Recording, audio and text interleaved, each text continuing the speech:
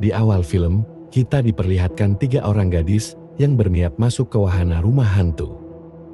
Seperti yang kita tahu, wahana rumah hantu lebih sering mengejutkan daripada memberi rasa takut. Di sini diceritakan, salah satu dari mereka tersesat dan harus terpisah dari 2 gadis lainnya. Dan sialnya, gadis malang itu harus bertemu seseorang yang menggunakan topeng dan ditikam serta digantung bersamaan dengan korban lainnya.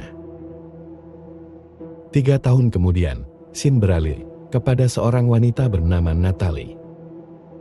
Ia sengaja mampir ke rumah temannya yang bernama Brooke dan juga Taylor. Pada pertemuan kali ini, mereka bertiga membicarakan 3 orang teman laki-laki yang akan segera datang menemui mereka. Salah satu pria yang bernama Quinn sudah tiba lebih dulu untuk menjemput mereka. Saat malam tiba, Quinn bersama ketiga wanita itu pergi ke sebuah festival Halloween yang bernama Hellfest.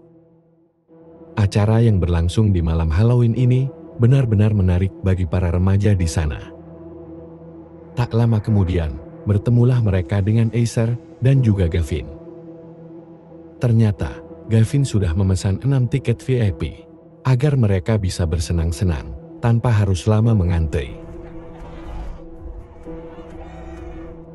Tapi ternyata, baru beberapa menit berjalan, Gavin bersama Natalie malah sibuk mengobrol berduaan saja. Agar seluruh wahana bisa dimasuki, mereka berenam pun akhirnya berkumpul untuk membicarakan wahana apa yang akan dimasuki dari awal sampai akhir. Pada saat yang bersamaan, para makhluk jadi-jadian sudah berkeliling di seluruh sudut festival.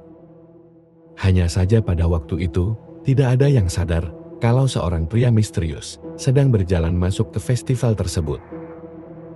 Pria itu mengeluarkan sebuah topeng, serta bersiap untuk mengincar seorang wanita.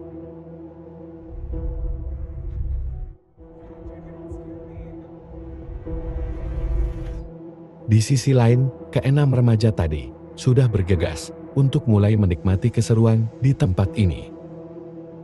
Pada awalnya, sebagian besar dari mereka terus-terusan ditakuti tanpa henti. Untuk yang pertama, masuklah mereka ke sebuah wahana yang terlihat seperti tempat pemujaan iblis. Suasana yang gelap dari ujung ke ujungnya turut membuat mereka terbawa dengan suasana. Awalnya semua masih normal-normal saja. Sampai suatu ketika, bertemulah Natalie, Brooke, dan juga Taylor dengan seorang wanita yang ingin diincar oleh si pria misterius. Melihat rasa takut dari wanita tersebut, mereka bertiga hanya tertawa.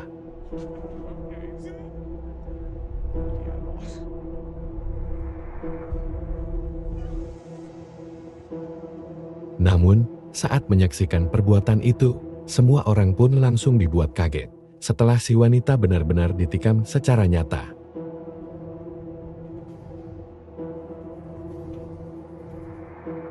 Akan tetapi, Natalie mulai dibikin ragu setelah ia menyadari kalau aksi penusukan bisa saja terjadi.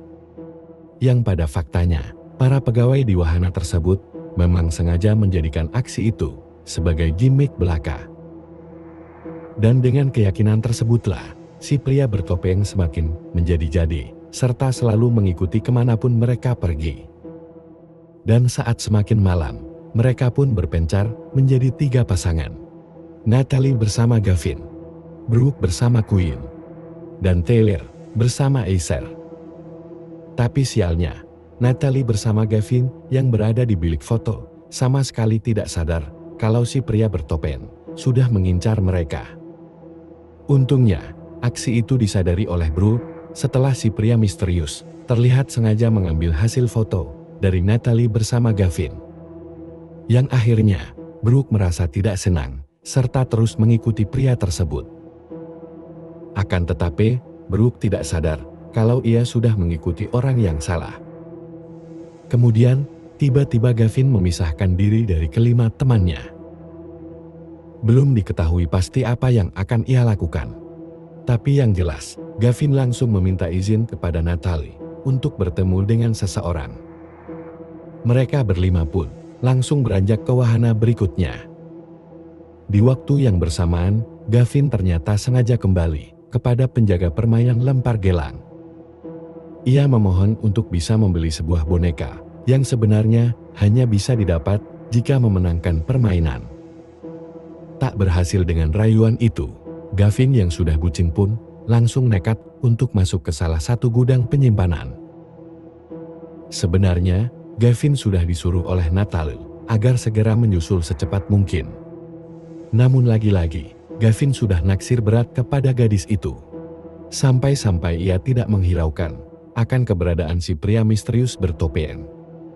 Awalnya, Gavin menganggap pria itu hanya melakukan cosplay biasa. Tapi kemudian, Gavin terus-menerus dihajar dengan palu bogem. Dan tanpa disadari, handphone Gavin sudah diambil alih oleh si pria misterius.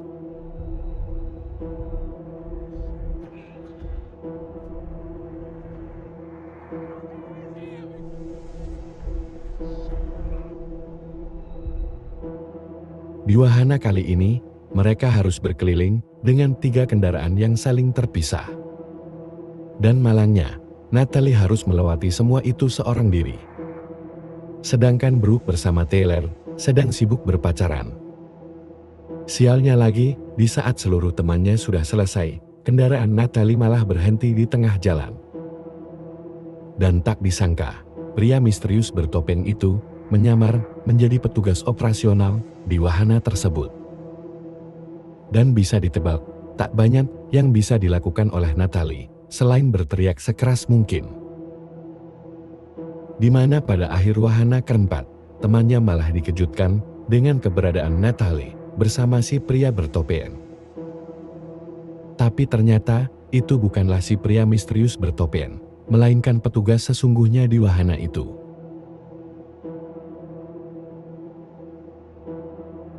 Dan masih banyak petugas lain yang turut mengenakan kostum serupa.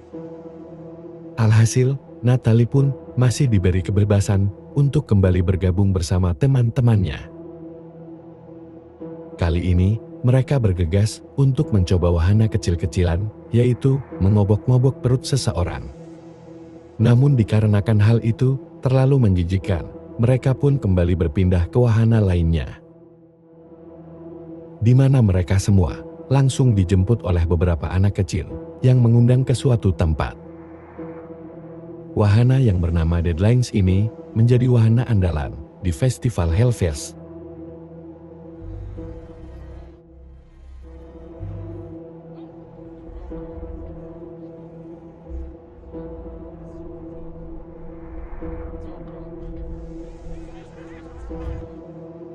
Dan saat sudah masuk ke lorong masing-masing, keseruan yang berbeda pun baru terasa. Terlihat bahwa kali ini, para wanita harus melewati sebuah lorong yang dipenuhi oleh tangan. Tangan-tangan itu akan bergerak secara acak untuk menangkap mereka. Semakin lama, suasana wahana tersebut semakin mencekam dengan datangnya si pria misterius ke tempat tersebut. Jauh berbeda dengan Acer bersama Queen yang hanya dikejar oleh sebuah kereta tua. Tak lama dari itu, Natalie harus berpisah lagi dengan kedua temannya. Kini ia berada di sebuah ruangan yang terhubung langsung dengan keberadaan si pria misterius bertopeng. Dari sanalah, Natalie bergegas memberitahu teman-temannya bahwa ada sesuatu yang tidak beres. Dan sialnya, mereka sama sekali tidak sadar kalau Acer masih tersesat di dalam wahana tersebut. Malangnya, Acer pun harus menjadi salah satu properti di dalam wahana tersebut. Lalu Natalie pun mengeluh kepada Brooke karena keberadaan Gavin yang tidak terlihat sampai sekarang. Brooke terus berpikir positif agar Natalie tetap bersemangat melewati malam tersebut. Tapi lagi-lagi, tanpa disangka, pada saat itu Natalie masih tidak sadar bahwa yang membalas pesannya adalah si pria misterius bertopeng. Yang pada akhirnya, selama fase tersebut, si pria misterius itu semakin menggila. Dari sini, Natalie langsung melapor secepat mungkin, sampai-sampai seorang security harus turun tangan. Awalnya, security ini tidak menemukan apa-apa. Tapi, setelah dicari ulang, Brooke menemukan lembaran foto dari Natalie bersama Gavin. Dan hasilnya, satu-satunya orang yang percaya kepada Natalie kali ini hanyalah Brooke seorang. Sedangkan di waktu yang bersamaan, Taylor malah sibuk untuk menjadi seorang relawan. Di panggung ini, Taylor rela untuk dihukum serta merelakan kepalanya. Para penonton mengira semua itu hanyalah gimmick belaka. Namun ternyata, pria misterius bertopeng tersebut akan mengeksekusi Taylor di belakang panggung. Di sini Taylor masih tidak sadar bahwa si Algojo bukanlah petugas panggung. Pada waktu bersamaan, Natalie sibuk berdebat dengan security. Namun luar biasa, Taylor masih selamat karena alat itu sengaja dirancang seaman mungkin.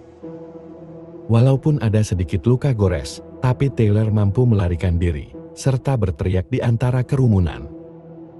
Bodohnya, orang-orang di sana malah mengira kalau semua aksi itu hanyalah atraksi belaka. Dan pada akhirnya, Queen bersama Taylor harus benar-benar tewas di tangan si pria misterius. Sedangkan pria misterius itu berhasil ditangkap oleh para security. Hanya saja, ternyata security itu keliru menangkap orang. Karena sebetulnya, pria misterius yang asli masih terus berusaha mengejar Natalie dan Brooke. Bukannya kabur keluar festival, kedua gadis itu malah masuk ke wahana labirin. Alhasil, cepat atau lambat, ruangan tersebut akan menjadi sarana bermain bagi si pria misterius. Dalam kondisi seperti ini, tak banyak yang bisa dilakukan Natalie dan juga Brooke selain bersembunyi. Saat situasi mulai aman, mereka pun segera bergegas mengendap-endap demi menghindari suara bising. Tapi tetap saja, sekali ada celah, pria misterius itu mampu memberi serangan kepada korbannya.